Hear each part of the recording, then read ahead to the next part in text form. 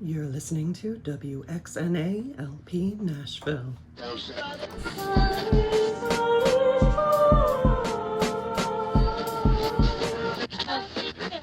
having a yard sale, but it was just our dignity, you know? We chanted the mother song. We held our breath. Inhale. Exhale.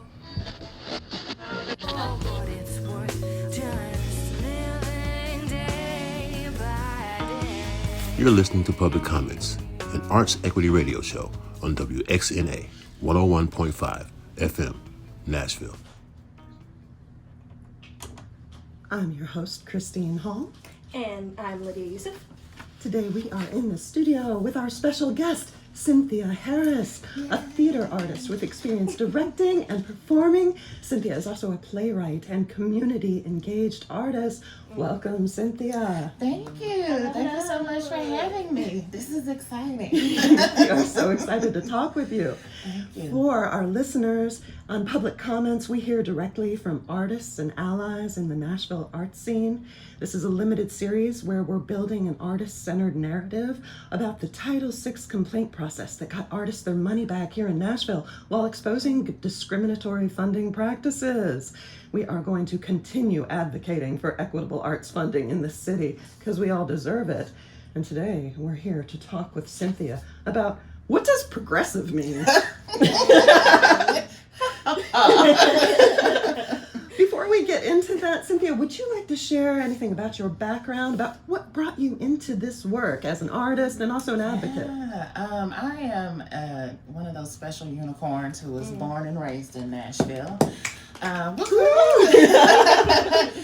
educated primarily in the magnet school system, so Meigs and Humbog, and those early days had wonderful teachers who invested. Cole Williams, my 5th grade theater teacher, let me pick a monologue to perform. I think it was like forensics competition kind of thing, and I did. There was a monologue from For Colored Girls Who Considered Suicide When the Rainbow Is Enough, which my aunts had just given me and which I just was able to direct for Circle Players last fall. Wow. So beautiful Nashville kind of full circle moment in my life, but it was for me at that time a really radical thing to be able to do. And so, yay, Miss Call. I come from a creative, talkative, chatty family.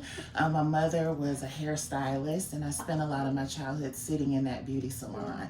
So listening to women and different combinations tell stories to each other. My mother has had 4 sisters, so 5 girls, 2 boys, sitting at the kitchen table, you know. So all of those voices telling one story is theater to me. And so that kind of focus on narratives, had an early experience as a teen, wrote a play about that. The Calling Is in the Body, about a young woman based in Nashville, Deidre Williams, Davenport for a time, and she passed away when she was 27. She was HIV positive, I think diagnosed around 91. So one of the first people in Nashville or in Tennessee to really do that peer-to-peer advocacy. And I got to see her at a Red Cross leadership camp in Sewanee, Tennessee, with other kids from my church. And she presented to us, and no one had ever talked to us like we were becoming adults, and made us feel safe enough to ask questions. And that experience was so radical.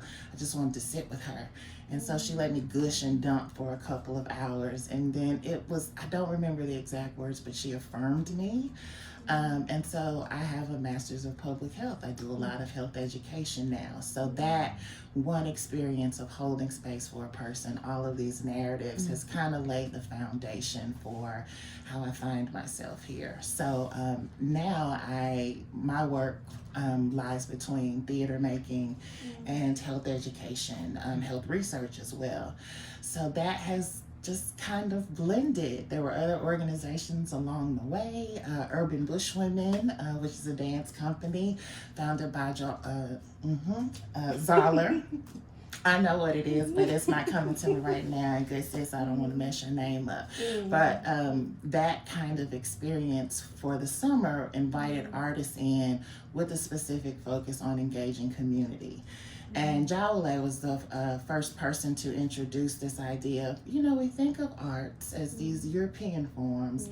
And as an artist in that space, we come to the people and we allow them to sip from our art. And she said, no, we make art with people. That's what we do. Ooh, yes. And so it was 2 weeks of meeting other folks, making things together, getting to know myself, dancing, sweating, cheering, listening, and learning. That was the summer of '99. So I'm 142 years old. But it is all those things. I love listening to Black women's stories. I like to listen to any women's stories, but those Southern stories, the way we tell and perform when we're speaking to each other. I'm using my hands now. The ways we can communicate with one word. I could get on the phone with the best friend, girl. Girl. Like all of those things mean things. I even use that in my rehearsal process. And it's like, just show us something and we'll try to interpret. And we get it right every time. So celebrating those Black aesthetics of performance has meant something to me too. And fortunately now I am partnered with some really good humans in this city who see the value in that work.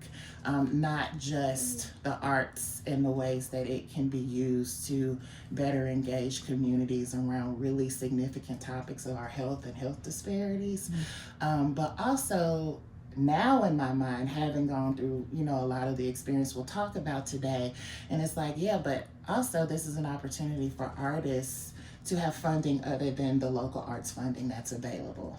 So learning those numbers and that math and how to do that. So hopefully just creating more opportunities for individuals like myself, artists, other small micro organizations, smaller ones with, tiny budgets, doing everything, and many of those people desperately waiting for their operational funds, like we are also desperately waiting for the Thrive funding. Just redid my application. For you early. It's like, give me the coins. If you're gonna give it to me, give it to me. Right, If we're not doing it, we're not doing it. But and lots of feelings about that. But I think that's a position a lot of us are in. It's like, let's go. Are we moving this forward or not? If not, then I need to get to the next thing and try to figure that out. So, yes, still lots of opportunity, but this last couple of years since 23 has been really foundational and revolutionary for me, and really understanding the nuance of how it works. I just showed up places. Let's make something together. Let me audition. But that for me was really the beginning of finding my way and digging in, and actually getting clear on what I want to do and I'm willing to do versus what I'm not. And there's some kinds of work around equity I don't think you should ask a Black woman to do. And I'm pretty sure I was very clear about that at the beginning. But yeah, so it's just been, how do we do it? What might that look like? How do we come together? How do I show up and support, but also take really good care of myself as a human being, and as someone where this particular lack of progressive thought is not new to my world. Well, I'm always finding a workaround some way. But it's important. There's a fire that's burning, and I want to fan those flames as much as I can. So that was a long version. Sorry, Christine. That's beautiful. No, you have a real natural throughput, and I mean, you're describing what is a holistic experience, bringing together these different aspects of health, right? And I mean, the necessity of support from the community, but you brought up the word nuance. I love that, because there is so much nuance in all this, and in looking and pulling representation directly from the community instead of foisting it upon them. You talk about the subtlety and inflection in a mere phrase, right? But you make it so much more. Yeah, and that's connection, and that's what we're looking for, is genuine connection. Before we go any further, we do give our guests an opportunity to do a 2-minute public comment if you want to do that at the header. Okay. Welcome to our official meeting. Listen here, Nashville. I got something to say. there's just been so many changes. And I don't even know if I could get it done in 2 minutes. Maybe we need the full hour for that. But there's just been so much change. And I remember my initial kind of connections to art funding here locally, Metro Arts. What is this? I was reviewing grants, and this was years and years ago. I remember when this idea of arts equity got introduced, and I was like, in Nashville? What? I know that a dear friend of mine, Sister Tribble, Alushala, was very foundational in a lot of that, and I am telling my perception and recall of these things. So these are the opinions of Cynthia Harris only. And I remember the difficulty of her exit there. And so when we were getting new leadership in, I joked with Daniel Singh. I said, I don't know what you're going to do next, but I just came to pray for you. And that is how our conversation started. I just wanted to know if I got a little bit more involved, would there be something I could do to make sure that artists I knew, and artists with theater companies that have existed for 10 and 20 years, but were not necessarily nonprofits, could still be supported, and that there was space for all of us, not the largest of the organizations that tend to get funding, private support, donors, that kind of thing. So that's my entry point, into all of this. What can I do to make it a little bit better for other people of color who are artists and living here and working here? How can we kind of thrive together? What little part can I play?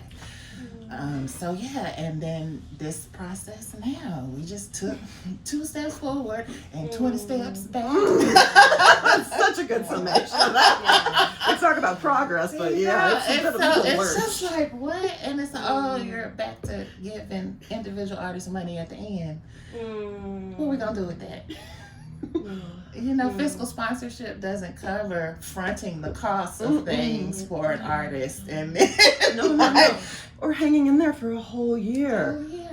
And it's like, I don't know how to adjust this timeline. I started already, I had to. Artists got to make art. We have to. I've made promises, and each project that we do is often connected to the next. We're expanding. And so if there's not a physical barrier preventing us from making the art, then we will figure out a way to do it and hope it works out on the back end. And I think for decades it has worked like that. But we have an actual opportunity and had, to change that. And it was a brief moment in time. And I know many people have thoughts and feelings about it, but I can only tell you what I saw and what it felt like to me. Yeah, it was a flickering of a golden age, and certainly there are a lot of things that weren't in place, but there's so much that has to move, and the movement was starting to happen, and it caused a backlash, which we all witnessed. We're here to discuss. I mean, something you brought up, I hadn't had much association with Metro Arts. It's very little in the past, but as it happened, in that November 2022 public grants editing panel, for the public who may not be completely familiar with this, first of all, if you're just tuning in, this is Public Comments. We are Arts Equity Nashville, your host, Christine Hall. And I'm Lydia Yousief. We're here with our guest today, Cynthia Harris, and we are discussing equitable arts funding here in Nashville, getting into all things Metro Arts. We're going back right now to November 2022. It's shortly after the new Metro Arts director at that time, Daniel Singh, was brought on to explicitly instate equity after years of outcry from the community and very plainly inequitable funding practices. So members of the community gathered together for a public grants editing panel, and this is after some listening sessions that made this need quite clear. And I was invited into one of those sessions, which is one of the first times I ever ran into Lydia, and I was very impressed by what she was saying.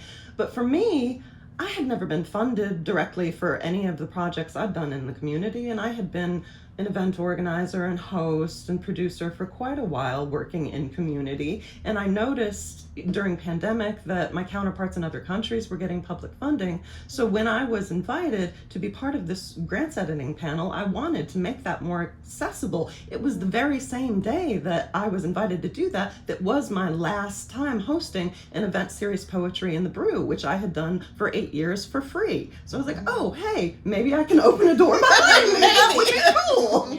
And it did. It seemed like we had a glimmer of hope that here in Nashville, we were finally ready for change and to nourish the roots instead of just keep on piling on top, which is what everybody was doing was, well, the upper echelons, we know they know what to do, whether that's, buried in middle management costs or whatever it is. Right. But yeah, we want to see the many being benefited, the artists working directly in community, reflecting the community, uplifting the voices of the community. I'm wondering, Cynthia, you said a lot of things that piqued my interest, and I'm so sorry that we only have an hour. I can come back. Yeah. We can do a part 2 and 3 and 4. Yeah, I'm really intrigued that you have like a background in health and art. I think that's really fascinating and very pertinent. But I was wondering if you could describe to maybe an outsider what the scene is here in Nashville, because I think for an artist, because I think even on a national scale, Nashville is, in my opinion, very behind. So I'm wondering what your thoughts are on that and like describing what it feels like to create art in the city as a Black woman too. Oh, I just come from just the attitude of it can get done. But it's always that because we know we have to go around. And so there being an opportunity to just get right to it, and execute and make a contribution, make your art, play, get in there. That's looked different over time. So I know historically I grew up here, going to high school, and occasionally taking a field trip to TPAC to see a traveling national show that was coming through. But that was about it. And so I know that a lot of those experiences probably came from some of that arts building communities funding to make sure that people who do not have access to more European traditional forms of art get that access. But that doesn't necessarily also mean that there is value of other forms of art making outside of that. So, I first learned ballet in a woman's house. And I did an op-ed, talking about that in North Nashville with all these other Black girls who are these amazing adult women now, many of whom are still here, but we have pictures in our little pink, leotards, and our little baggy tights and all of that, our little tiny pigtails. And she cleared her house to have a little space for you? I know, I was little. Okay. So I don't have pictures, but that was a house. That was somebody's house. It was maybe extended, maybe a garage or more open space or something, but very talented teacher. Was this the op-ed that you wrote in the Tennessean? Yes. Okay, so that was in the summer of 2023, and if anyone were to be interested, we do have that on our website linked at artsequitynashville.org under the mentions section. That's all our media there, the mentions in the media. So if you wanted to read more about this, but thank you, please continue. I think it's easier in the city to kind of think about our tourists coming in and out and what grabs those dollars quickly. What's the big bang? What can we put downtown? What's on 2nd Avenue? What can we fill into a large venue that we're going to invest in? And those things are happening, but that's not by any means the extent of the art making that's happening in this city. You go to any Black church on a Sunday, you're gonna hear some gorgeous, gospel music that's gonna stir you. A member of my family, my aunt, was part of Bobby Jones Gospel. Her name is Emily Harris. Gorgeous voice. Grew up watching her on TV, BET, traveling. And also at the time, it was Dr. Jones and 5 women.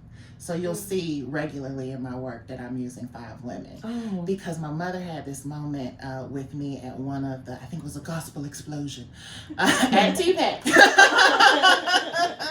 And she leaned in and she said, now you've seen all these huge choirs do this beautiful, performance in music. Now watch your auntie and 4 women shut the house down. And I was like, and at this aunt's funeral, many of those women who had come into that performing ensemble just talked about her because they came from small towns and different places. They were very, very talented people, but just throughout Tennessee and throughout the South. One woman in particular said that my aunt told her, now you can catch the Holy Ghost while you sing, but you keep that microphone at your mouth and you face the audience. So like this idea of performance and entertain, it has bubbled and existed around me my entire life. But as far as I knew about being a professional artist, because even that aunt had another job. She had to have her health insurance. Right. And so like that was my understanding of it. And I didn't know any Black people who were full-time artists. None. So here we go with this conversation that starts to suggest maybe not my whole life can transition, but I did survive 2023 exclusively working in different capacities as an artist with different contracts. Some leaned academic, some did not. So that was the state of things. If you come in with your own funding and you need to rent a venue and you want to entertain and put on a show, fine. But if you have been, boots on the ground, telling stories, giving budding artists, artists from Fisk, learning there and TSU and all these other places where you're like, we're here, we're making things. We write, we perform, we have brilliantly trained people, teaching in those places. So what happens to those students? And I think the attitude was maybe you can grow up here and train here, but if you want to be successful, you have to leave Nashville. That was the sentiment. You can't survive as an artist here. If you get big enough, maybe you can have a little corner somewhere you come back to, but you don't gig at home because you can't. Right. So that, I think, is the best summary of it. If you want to be a professional artist of color, certainly around theater, you can't do that here. You have to go somewhere else. Yeah, and that's so interesting to me because we're known as an arts town, but when I was looking into this, Nashville is so underfunded in the arts. Much like LA, there seems to be this mentality that because there is such a prominent for-profit industry that all must fit within that and we don't need to worry about anything else. So we've got Hollywood, we've got the country music, but imagine there's a wide world beyond that that benefits all of us for exposure. One of the first things I told Daniel Singh when he came in, I don't know if anybody else is going to tell you this, but we are not Music City because of country music. Thank you. We are Music City because the brilliant, brave young artists who were students at Fisk singing with the Fisk Jubilee Singers toured the world. And the Queen said, that must be Music City. And that is where that comes from. So it is from these same folks that we don't want to fund because it's not that important. They've never been funded, the Fisk Jubilee Singers. No, and that same Queen is the one, who said artists are most dangerous because we mix with all walks of life. Hello. Which is also the fun part of the work. As a human being, I want to be in my goal when I'm talking to artists and when I'm talking to graduate students that I work with in public health. I was like, you need to understand this about me, and I hope that this can be true for you. But any decision that a human makes, how can we get to a place of not judging it, but understanding that under specific conditions, we might make the same decision. And it eats up that space between me and other. And it doesn't mean that's good, but it means that there are a lot of factors. And more so, it is in our judgments of each other, and it's just that woman made that decision because she was trying to survive. That person did that. There was a lot of desperation there. Harm, it does not mean that harm is not caused, but just to understand. So it is important for us to not create a category of non-humans.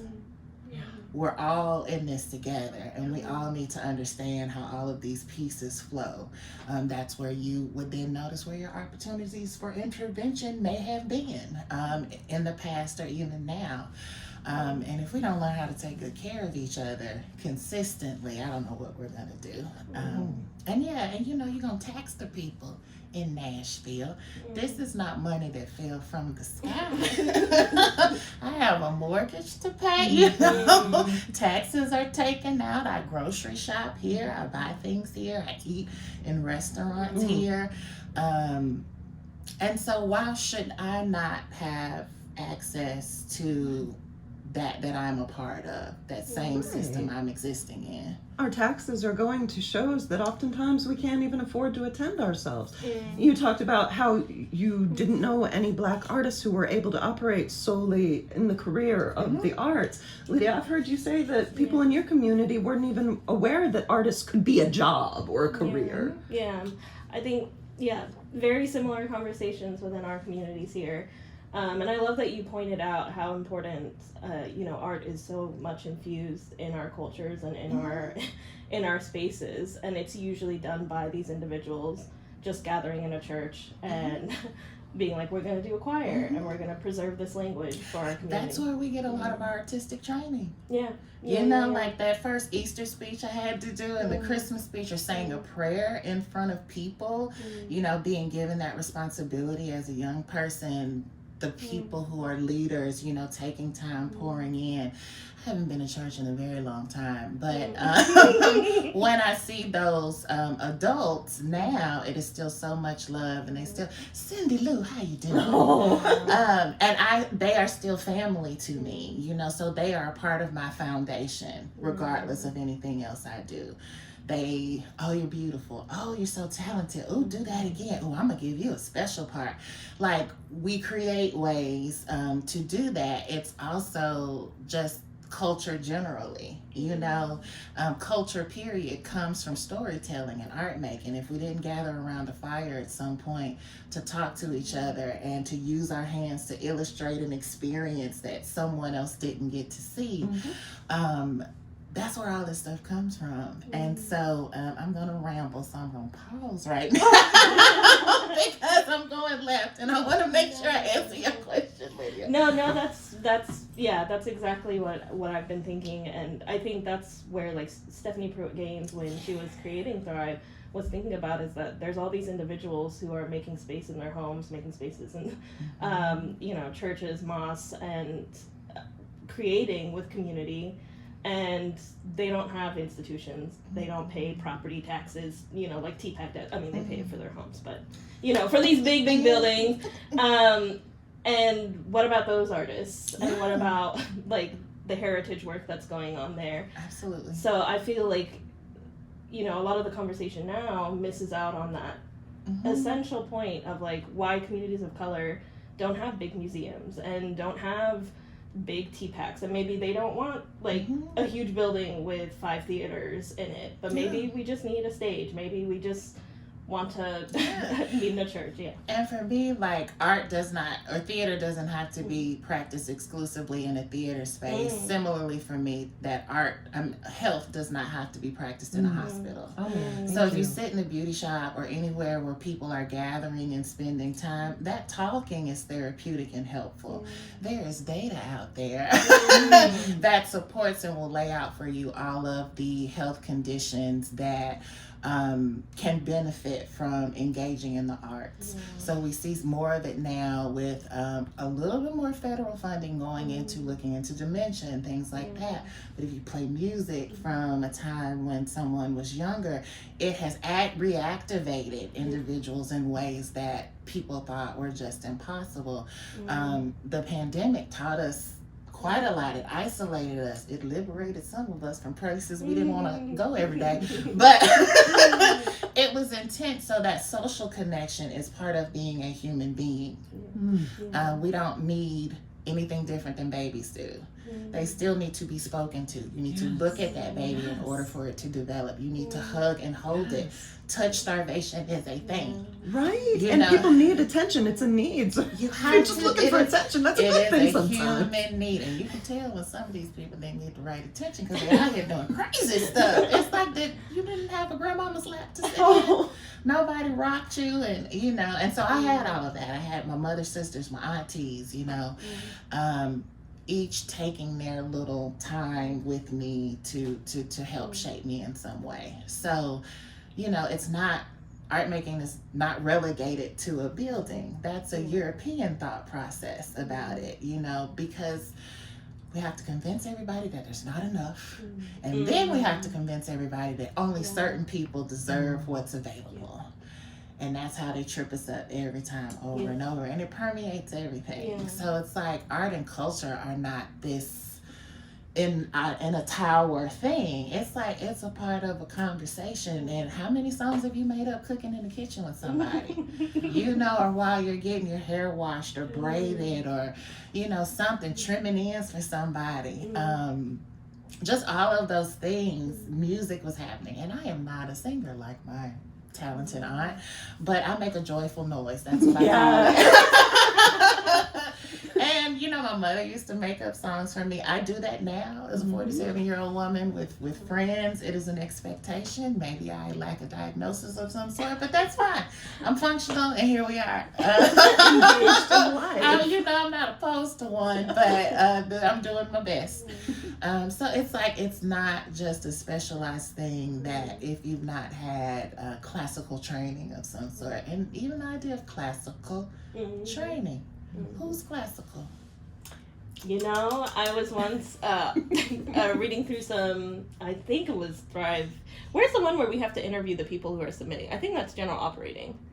But anyways, so someone was applying to do music in North Nashville, and it was a primarily white organization going into North Nashville saying, we're going to sing classical music. And I said, my one question to the grantee was, in scoring their application was, what type of classical music? And she did not understand. And I was like, so what type of music? And she was still like, you know, like Mozart. And I was like, where is it located? Because you are going into a community that has classical music. So I need you to be aware of that when I'm scoring you very low on equity. So so that conversation is much needed. I'm wondering what other points of equity you think should be coming up to the top in turn, not just in Metro Arts, maybe just in Nashville in general, that you feel we're maybe skirting around it or not. That might be hard. I'm deep in it, you know, head down right now. I work in an academic space focused on public health primarily, and we've been, and the word equity is part of my title. We've been worried in preparing ourselves. Do we have to pick another E word instead of equity? And what would that be? I'm hearing from other women in diversity, equity, and inclusion spaces formally who have had to rename things. Like, and it's just like, oh, because if we call it so, like, what are we doing? So it's been terror. You know, I've had students come to me like, but if they freeze federal funding and it's like, baby, we do this one day at a time. One day at a time. It's so bad that I have advised students in this current role, and this is not a formal advisement role, but as you know, we're having conversations and we're talking, and that has been asked of me. I said, well, if you want to keep working, you can do chronic disease, because white men get hypertension and cardiac issues, and so we won't lose funding for that, and some of that blood flow affects erections. And so, you know, making sure they can perform is going to stay important. So you'll probably be employed if you do that. I love it. You know, and it's like they You're want like, more. let's be real. Listen, they want more white babies. So it might be. Yeah, I might not lose my work if I'm still in the maternal field in some way. Again, these are my thoughts and opinions. I'm Cynthia. I don't represent any of my organizations officially today. I'm just saying how I feel as a human and an experience. These are some of the things I've noticed, some of the things I'm still thinking through and trying to figure out what do we do about it. And so that's where I come from. But I'm also a plain speaking woman. So if you don't want me to say it, don't ask me.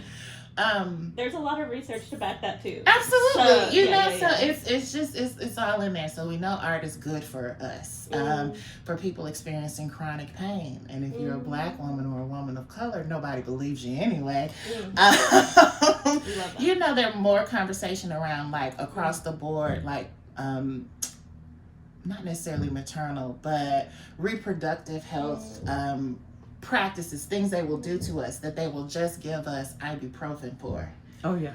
It's like, yeah, we're gonna reach in and change that IUD, take it to ibuprofen and you'll be all right.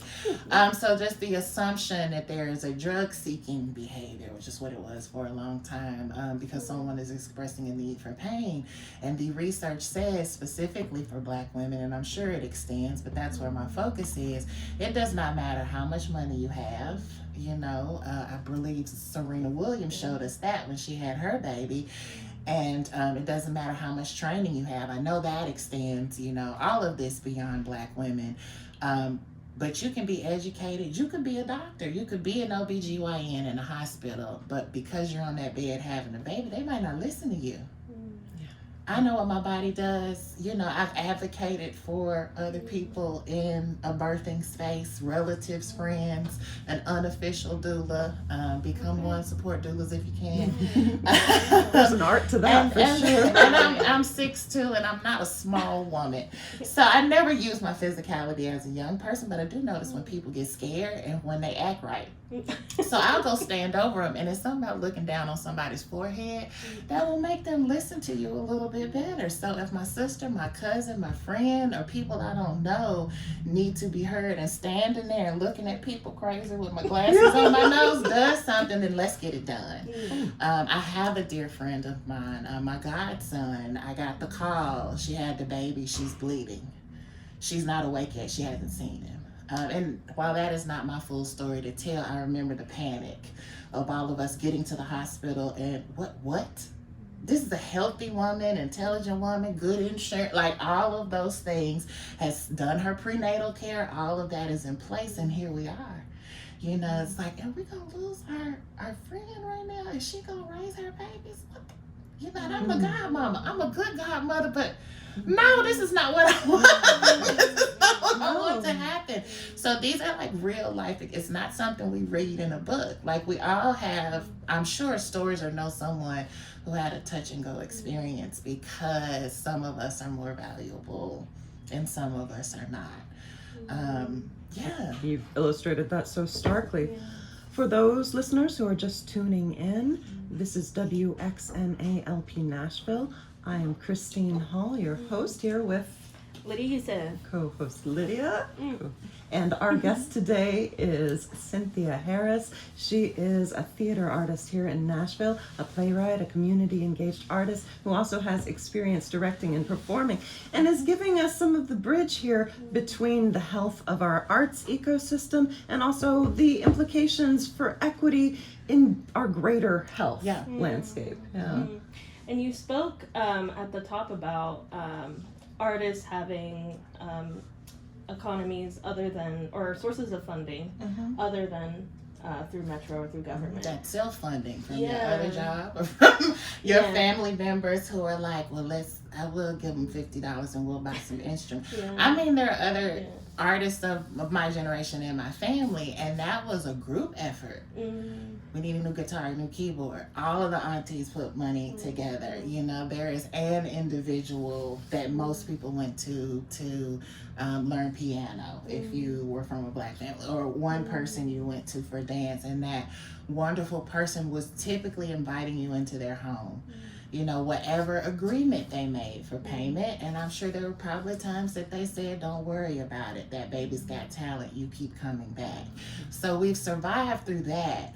But the resource exists for us to do better than that and to do more. What if we want our artists to stay and grow and thrive and blossom here? I like the trees. I like being surrounded by the most states than any other country. Any other state in the U.S. My little random Tennessee facts. But I need my trees. Well, yeah. I mean, we have so many good things going for us here. Yeah. If we could click a few more items into play. Yeah, if we could just... The reversal was so deep. No. Let's talk about that a little bit. I'm glad my memory is bad, so I don't say anybody's name, but my feathers were ruffled a couple of times. And Christine would just send a note. Is this okay if I respond on our behalf and say this? First of all, it's just okay, yeah.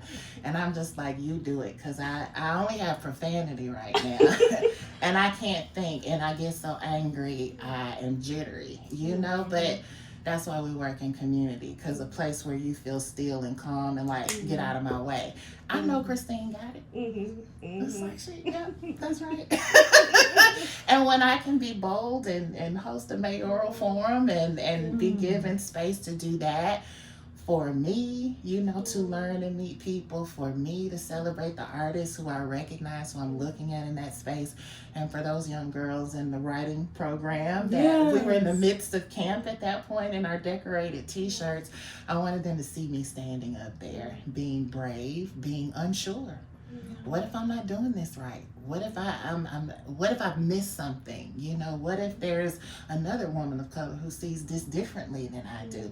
But I got to do something, because I got a microphone and a mouth and a brain, and I know what was sacrificed for me to be able to stand in my fullness as an artist, as a human, as an educator, as a facilitator, as a holder of space, and a woman.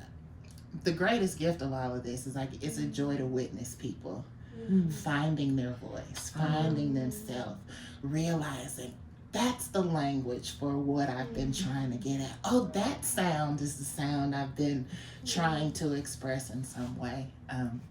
Boot tangent again. Oh, it's beautiful.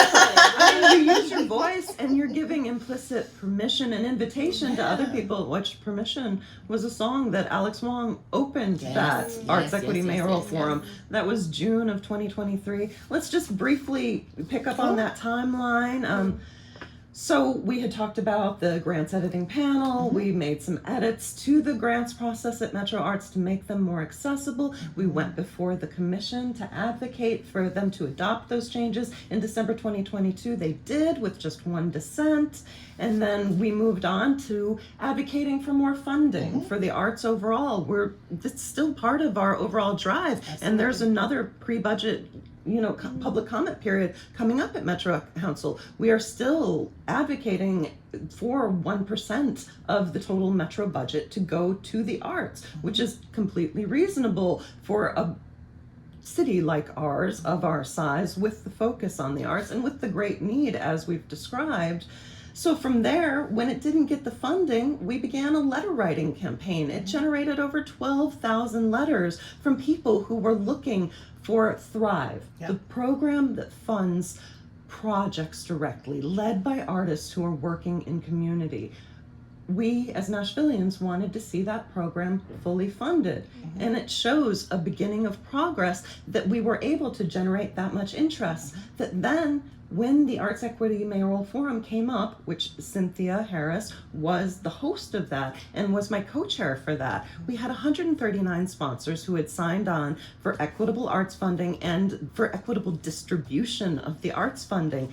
And Freddie O'Connell, who was a Metro Council member at that time and who was candidate for mayor, got up on that stage and he told us it was through our advocacy that we won $2 million that was earmarked to fully fund the Thrive program. So then we saw other council members speaking up for that. Councilmember Van Reese at the time, Councilmember Porterfield came to the Metro Arts Commission meeting. It passed. We got Thrive fully funded. We were really starting to pick up a momentum. There were artist dinners. We were having a good time.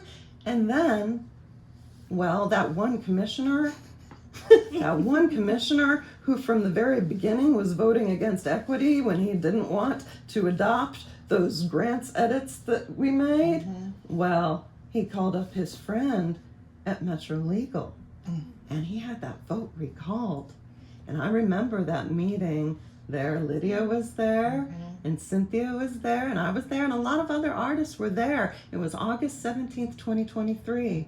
And we all spoke up and said, please keep funding the artists directly. You know, we're just asking for an equitable distribution of our tax dollars. We talk about progress, but there's nothing radical to this. It's step by step by step. We want to see the representation of the people here in Nashville, right? Sitting amongst some of the commissioners, I think, at that event, because we were doing public comment, had the opportunity, some of us, to share a piece of art just within all of that conversation.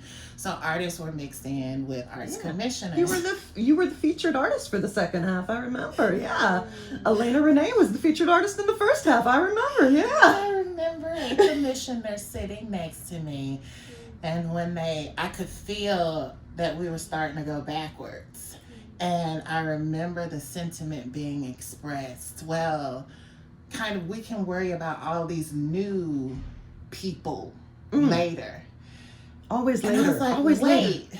So because you don't know them, they're new. Ooh. And yes, Thrive is project support.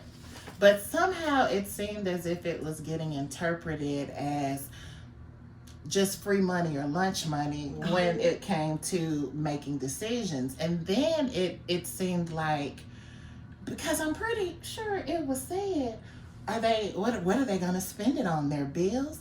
Well, what do you spend your money on? It's like once a fee is agreed upon, this is the fee for Cynthia to come and do this. We all agree and sign. What I do with my fee, that's my payment, like my salary. So when I go to my regular job, they would probably assume I will buy groceries, pay that mortgage, keep the phone on. You know, like, I'm not just tossing. I don't know what the thought was. So it's like we're capable enough to be employed by the larger organizations that you trust.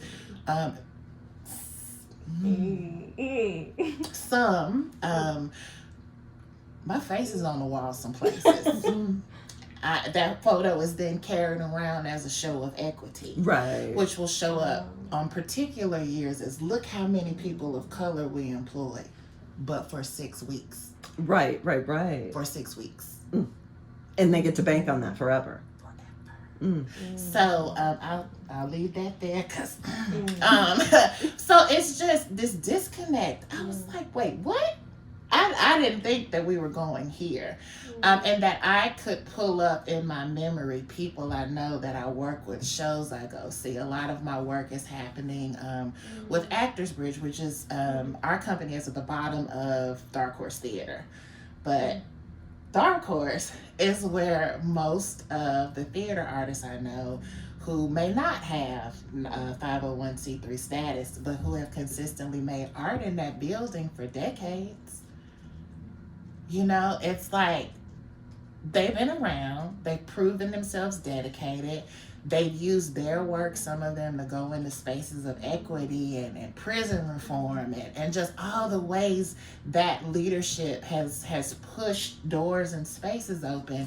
But for some reason, we can't trust these people to write down on a budget what their project will probably cost, which is typically a very small fee. And a lot of this is true to a certain extent to our smaller organizations too. Yes. Most of the artistic directors I know, if you're small, their salary hasn't changed since they started it. And it doesn't matter, you know, so like whatever their little minimal survival amount is, that's what they'll take, and they route everything else they can into the projects, into artists.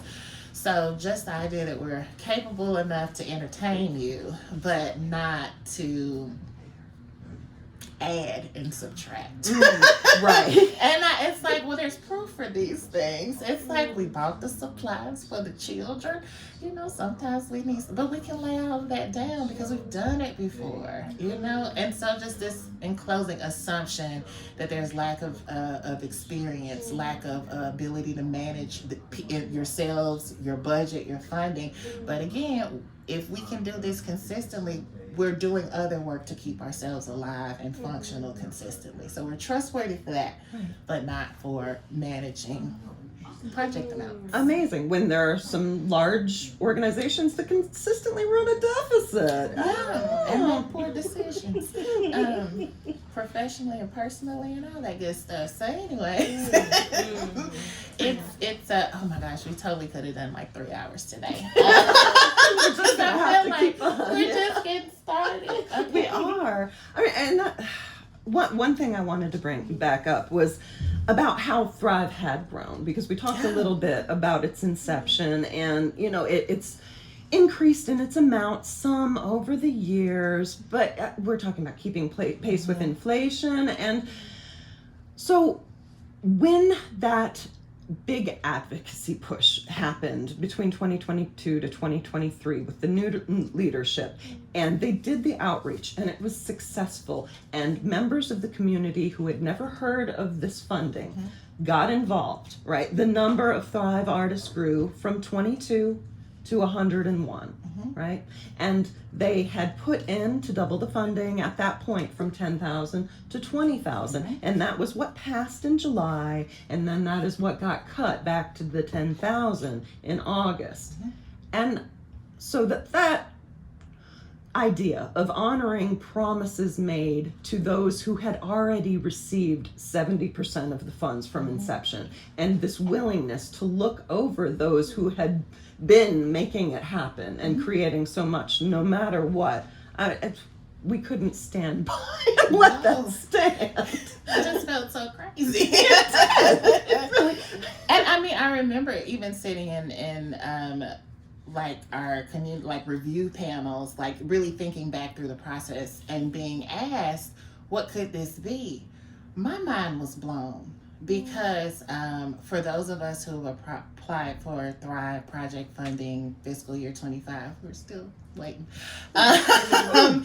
You know, now we've got this requirement that we have to have fiscal sponsorship, which we didn't have before. The structure of when we get to things is very, it's just different now. It's more complicated. But I remember the conversation around removing the complication. Because one of the things that came up in that room was, well, maybe if we have more sessions to explain this to people and to help them fill it out, that will help. And just being offered, you don't have to do it like that. That still has a lot of funky power and control in it. You know, this underlying assumption that some are capable and some are not. Some are deserving and some are not. And so that was radical even for me.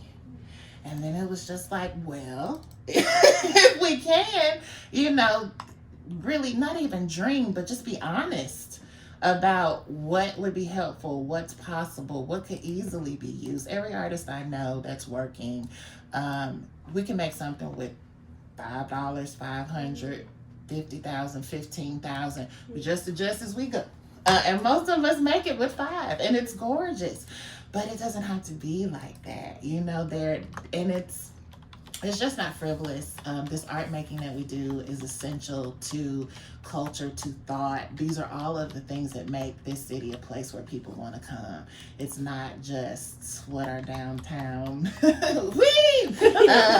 our woo girls and we're more than bachelorette parties. There are people here with experience, like varied experience, and I am speaking as a Black American Southern woman. But when I say that, you know, we're African people and Caribbean people, like all over the place, and each piece of that is something different and beautiful, that has a core similar feeling. But I want to see it every way it can happen. Yes. Seeing another form of dance is like, what? Bodies can move like that? Oh, and then we influence each other back and forth. So in closing, I will say you need art. You are never without art. It is always around you. It is feeding you. It is feeding your children. It is nourishing you. Why do you sing the alphabet to them? So they can learn it. You need the arts to develop as a full human. Beneficial to lower your blood pressure, like all of those things, decrease pain, increase your immune system function, all of those things. And then collectively, you can use it to educate people in a way that paper and pencil won't, that a book or a report can never do. It's not just numbers, percentages. Each person in that percentage has a unique story. And so that's just what I want to get at with my work. I want to see more boundary pushing, engaging things happen that also speak to me and hopefully speak to all of the different pockets of culture and experience that are all over this town. You mean you can get excited about different types of food here, Different types of nourishment. but you don't want the arts to be as varied as our restaurant scene. Oh, okay. I think people just don't know. And you're here to help them know. Thank you. You know, you let me sit in the chair. You gave me a mic. This is what I do. But thank you. Thank you both for your work. And for your advocacy and for your leaning in. Cause I don't really do this. So this is hard stuff. It's frustrating. There are people you expect to be supportive, who would benefit from the thing you're advocating for, who will fight you on it. So I'm now praying over y'all. Asking my ancestors to talk to your ancestors, and then we all in agreement. This is necessary. I'm so glad, your voices are out there and people get to hear more, and just educate themselves more. They may not agree on everything, but you need to know the full picture. And it's voices like ours that help set the vision. They always have. Thank you so much for saying it. Oh, I am Christine Hall. This is Lydia Yousief. Yes, we're here in the studio with Cynthia Harris, our guest today. This is Public Comments, a show where we talk about getting equitable funding here in Nashville and what that means. We've been talking a little bit about progress today. If you are interested in learning more about what our guest has going on, you can visit the website healingwatersproductions.com. Cynthia Harris also has an Instagram, Sugarlee Buckwild, SUGALEEBUCKWILD. Also, artsequitynashville.org is a resource if you're interested in learning more about our advocacy efforts. We're also on Instagram at artsequitynashville. Cynthia, you've touched on this some. We do like to close out by asking our guests, if you were a commissioner, what would you fix? I know we've only got about 2 minutes, so let's see what we can do with that. The reset button just blew. I think, like, taking a step back, really thinking about what do we want? What do we want? If we removed all the things that tell us we can't, we're not allowed, all of that conditioning, what would really make a thriving, artistic, but also economic community here? When we make this, it feeds other people. We train other people. It could be a really beautiful ecosystem. Definitely, prioritizing Thrive is significant, but also looking at our smaller organizations who may never see $1 million in a budget. Yeah. Who, if they get 50 or 100 or even 200, if you're not in the world, it can seem like, well, that's a lot. Child, when? How much do they say it costs to raise a child and all of those things? So. But yeah, we have to pay buildings and people. We have to turn lights on. Chairs cost, Thank you for naming that. You have to pay people a fee for their work. Lights don't appear, from nowhere. Somebody has to climb on the ladder and hang that. Somebody had to have purchased it. But yeah, really thinking about how can we focus on our smaller organizations and their needs and helping them grow to hopefully get to the level. And so setting a bar that we want everyone to have $1 million. If that's your focus, we'll make sure everybody can get there. Oh, thank you so much, Cynthia Harris. Again, I am Christine Hall. And I'm Lydia Yousief. This has been Public Comments on WXNA LP Nashville. We are going to hand it off now. Welcome and hello, Teen Power Radio Hour! I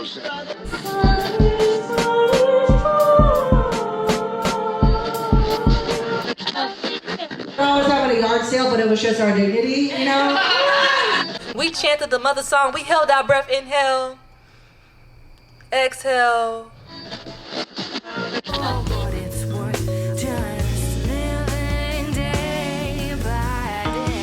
You're listening to Public Comments, an arts equity radio show on WXNA 101.5 FM Nashville.